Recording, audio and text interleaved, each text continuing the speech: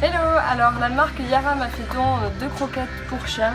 Du coup j'ai décidé à mon tour d'aller en faire don à la SPA de Marseille et je suis vraiment très contente de pouvoir offrir de la nourriture de qualité aux chiens puisque ces croquettes sont bio et véganes.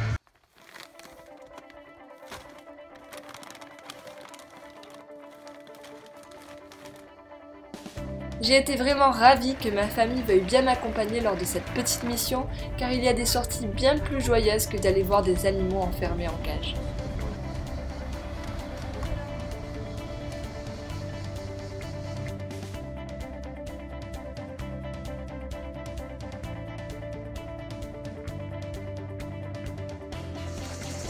C'était vraiment très important pour moi de faire don d'une nourriture 100% végétale et biologique.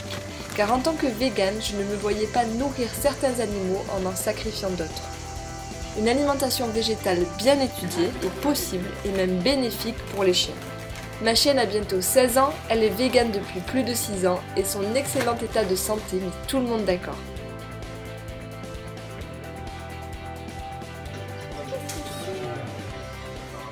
La semaine dernière, on a fait une journée, on avait 43 abandons dans la journée, s'il te plaît. 43. Mais là, ça va être à fond, là. Juillet, août, Ah bah tiens, on part en vacances. Ah mais merde, on a un animal.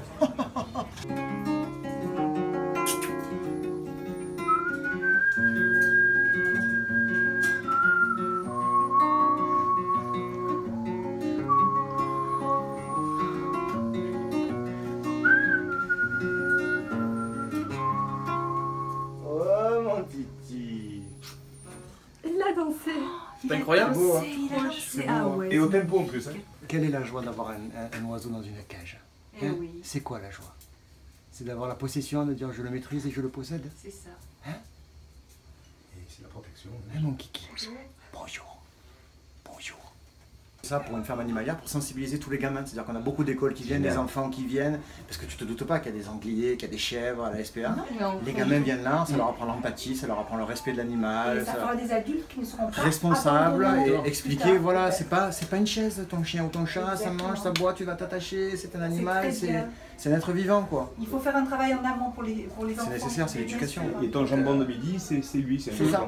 peu. Donc aussi, il faut dire que la SPA Marseille, 38 salariés, 300 bénévoles, c'est la deuxième SPA de France, c'est une machine de guerre. Vous allez faire le tour, 200 chiens, 400 chats et 80 animaux de ferme. Et vous allez voir. Tous les employés se sont montrés vraiment très accueillants et nous avons été agréablement surpris par la propreté de cette SPA. Alors en fait c'est une histoire qui est assez merveilleuse, c'est-à-dire que ce sont deux chiens qui n'ont pas grandi ensemble, qui se sont connus sur le tard, et un des deux chiens est aveugle, et le deuxième chien le suit tout le temps, et en fait il le guide, c'est-à-dire que quand on le voit dans le parc de promenade, ils sont tout le temps à côté, et ils ont décidé de former un couple comme ça, et ils évitent tous les écueils, ils se suivent partout, et on fait le chien guide d'aveugle, mais pour chien, voilà. Oui, c'est la merde.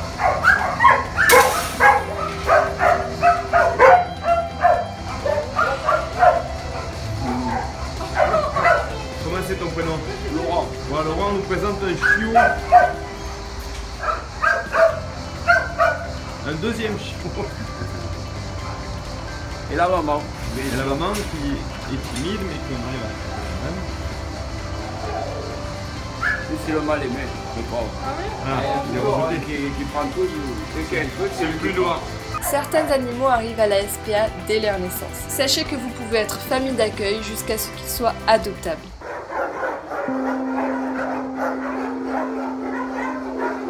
Est venu le moment de découvrir les 200 chiens, prisonniers innocents de l'irresponsabilité humaine.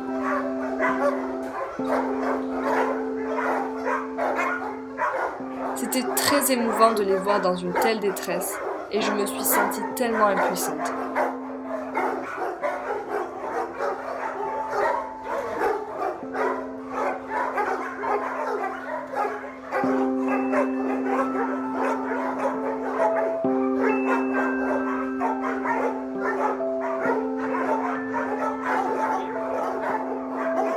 À la SPA, on trouve principalement des animaux issus d'abandon, ou des cas de maltraitance, ou bien encore des animaux trouvés par la fourrière que les propriétaires ne sont jamais venus réclamer.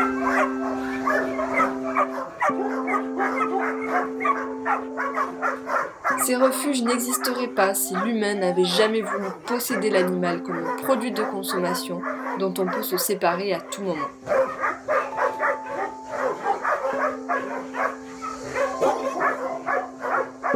L'été, les cages sont régulièrement arrosées au jet d'eau, mais il fait quand même très chaud, surtout ici dans le sud de la France.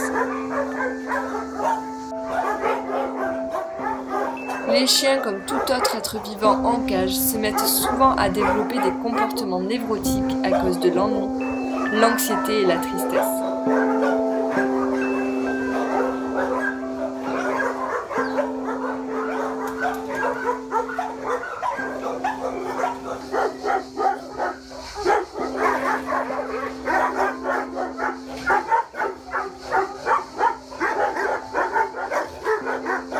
Parmi les 200 chiens que nous avons vus, nous avons tous eu un gros coup de cœur pour cette femelle husky. C'est ma race de chien préférée et nous avons été frappés par son calme et sa douceur qui contrastaient avec les aboiements des autres chiens. Il émanait d'elle une certaine sagesse qui ne nous a pas laissés indifférents.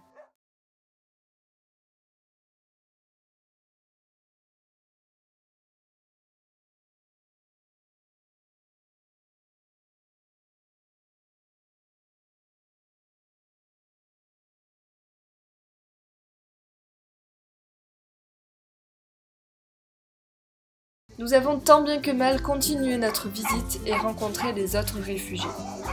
La SPA de Marseille compte environ 150 rongeurs, tous issus de sauvetage ou d'abandon.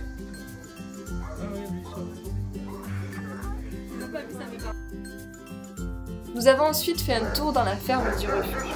La plupart des animaux ici ont été abandonnés ou trouvés dans la rue.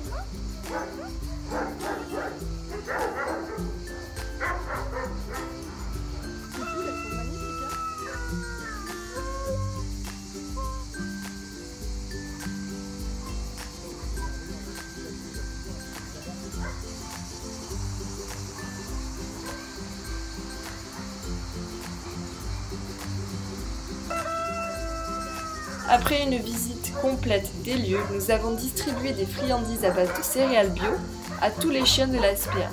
C'était de loin le meilleur moment.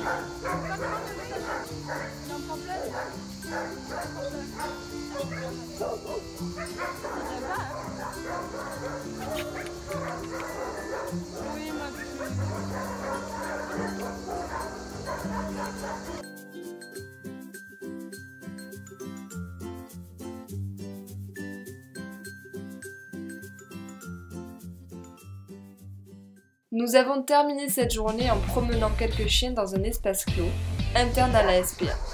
Nous avons décidé de promener les chiens les plus vieux, qui sont ceux que les gens adoptent le moins facilement. Balader des chiens est une activité bénévole qui peut être très agréable. Pour devenir bénévole, c'est extrêmement simple puisqu'il vous suffit juste de fournir une pièce d'identité, un justificatif d'assurance et de remplir la charte de l'établissement fournie par ce dernier. N'oubliez pas que les SPA ont toujours besoin de dons, que ce soit financiers ou tout simplement de nourriture, de couverture, de matériel médical et de rangement. Voilà pour cette vidéo, j'espère qu'elle vous aura plu. Si c'est le cas, n'hésitez pas à la partager un maximum. Merci beaucoup et à très bientôt pour une prochaine vidéo.